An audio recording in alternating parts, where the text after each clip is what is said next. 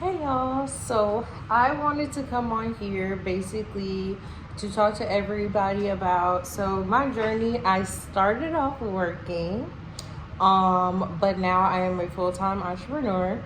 So I basically wanted to just talk about the transition that goes from basically um going from being in corporate to basically go ahead and have an entrepreneurship. So the first thing that I would definitely recommend is discipline. You're definitely going to need it because I have to make my own schedule now. So it's not one of those like I thought like once I got off work, I was like, ooh, I got all this time to sleep, I got all this time to kick it. But y'all, same bills. So it's just more planning, and as opposed to when I knew I was getting paid every 2 weeks, as opposed to now, it's a lot different because some weeks are really good weeks, some weeks are in between, and then some weeks we're just promoting. So it's like it really kind of it's like balance. So it's definitely staying disciplined so I can make sure that I stay on schedule, make sure I stay on task, making sure that I get the stuff done that I still need to get done at home, still get stuff done for today. So that would be my first tip. My second tip would be consistency. So even though I did like this one training when I was basically trying to get into being an entrepreneur, and honestly they were just talking about like at some point you are going to drop the ball, like whether it is with your kids, whether it is with work, whether it is with school, it does not matter. Somewhere in here somewhere is going to drop the ball. So basically staying consistent. Like I have certain days that I know that I clean, I do deep cleanings. There's certain days that I know it's just for me and Xavier. There's certain times of the day that are work times. There's certain times of the day for me that are work times. Usually I'm pretty much good for work. But if it's interrupting something as far as like if it's like my personal time or it's some time that I put to the side, I'm like, oh no, I just need some self-care. I make sure I plan those days. So that way I can stay consistent. So at least I know that I'm doing something each day that is going to contribute to basically me having the flow of my life that I want. Three, I would just say realizing where you are in your journey. So when I first stopped, I was very stressed out because I did not become a full-time entrepreneur until September of last year. So basically, once I stopped, it was a different type of stress, like I said, trying to pay for stuff. So my next recommendation would be to slow down.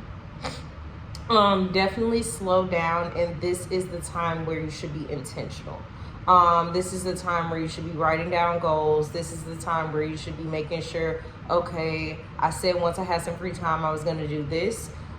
Usually what I recommend is at the beginning of the week, I make a list, and it's usually like 20 things. And throughout the week, all I do is I break it up between 5 to 6 days. So it's not so many tasks at one time, but usually I structure it something business, something personal, whether that's for me or my son, and then something that is going to further our future. So at least if I hit all three of those things, I know consistently, I know that I should be by the end of, the month or the end of the week, however you want to gauge yourself. That's basically how you would do it.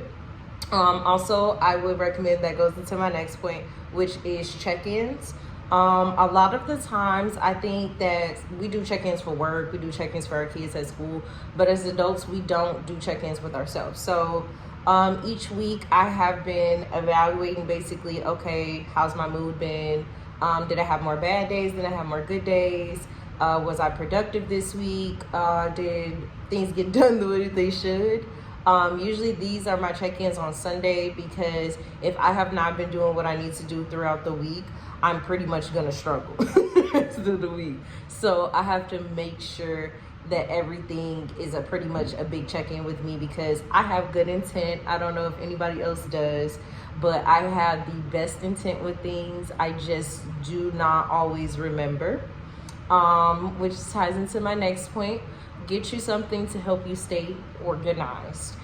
So I am a person that likes to write stuff down, if you haven't been able to tell yet. So I have a planner and I have a journal. But I'm also a person that knows that I have my phone a good majority of the time. So what I like to do is I like to put it on my Google Calendar if I'm already at home with my laptop. So that way, one, I have something in writing. So if I'm at home or I need to take something on the go. And then two, my phone, because I know that I connect all my Google Docs, I connect all my Google Calendar, everything's app on my phone at this point. So it makes it a lot easier for me to transition from one thing to the next. This is officially my first YouTube video, so please guys, like and subscribe, because the last one, yeah, it was a video, but it was pretty short. This one, I just really wanted to give information basically on going from being in corporate to now working for myself, being a stay-at-home mom and being an entrepreneur. I hope that this helps somebody out along the way. And again,